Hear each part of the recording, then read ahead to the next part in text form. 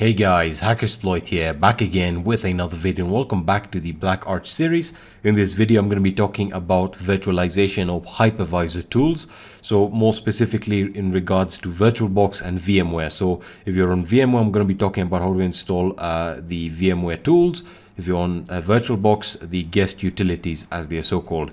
And these tools or utilities allow you to get the best performance out of your VM. They allow you to essentially have a better experience when using the VM. So it allows you to, for example, to scale the resolution appropriately, and you can have a much better viewing experience and much better performance. So it is really recommended to have them running.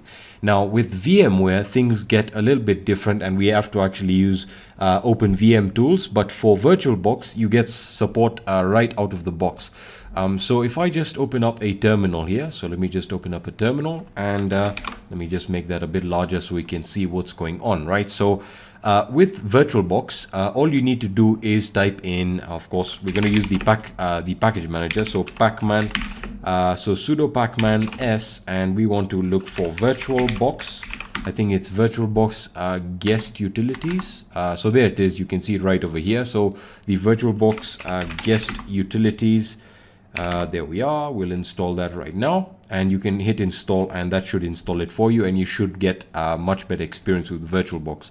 In my case, I'm using VMware, right? So again, let me just clear this up, and we can now talk about VMware. So by default, if we go into VM, which is what I'm using with VMware, and we go into let me just cancel the initial lock, right? So I'm going to say VM, and we're going to wait for that to stop. You see that if we type in install VMware tools, you're going to see that the guest operating system has locked the CD-ROM, and we really cannot insert that. Now, of course, you can download the files and go about installing it manually, but I recommend running this much faster. So if we use OpenVM tools, we're able to start the VMware wrapper that it does come with, so we're able to do it really quickly. So again, we're going to type in sudo pacman, and the reason I'm using sudo is to reiterate the fact for users who may not be using the root user by default. So sudo pacman s, and we're going to be installing the OpenVM tools. So OpenVM tools. I commonly use this when running Arch Linux,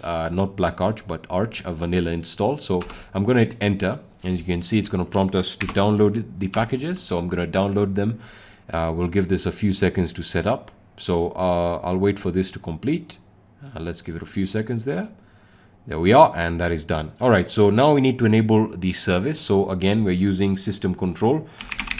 We're going to say enable VM tools, the VM tools service. So again, we're going to hit enter, and that is going to enable the service. So if we reboot, we should have the service running. So I'm going to reboot now, and I'm just going to wait for this to reboot. So there we are, VMware back again. We're in Grub. Let's get that started, and we'll wait for this to start up. Dev SDA3, everything's clean, great. All right, so it should bring us into the logon screen here, and we can get started again with XFCE and check if we have the ability to actually utilize the VMware tools or the VM tools. All right, so it looks like it should be starting now. All right, there we are. So let's stick with XFCE root, and let me enter my password here, and we hit enter, and we're ready to rock and roll once again. Right, so again, it's taken us back to the default resolution that we left it on. There we are, great. So you aren't experiencing any issues so far. So if we take at view, for example, if we go into full screen, it resizes automatically and the service is running. So that really is beautiful, and we now have the VMware tools running successfully on Black Arch Linux. So again, if you do experience any issues directly, and we have the dock now, which is great because everything is scaled. If you do experience any issues with the service not starting, if you try and scale it, that's one of the best ways to know whether you have the VMware tools installed. So what you can do is you can run the wrapper. So you can type in VMware user. I believe that is VMware user.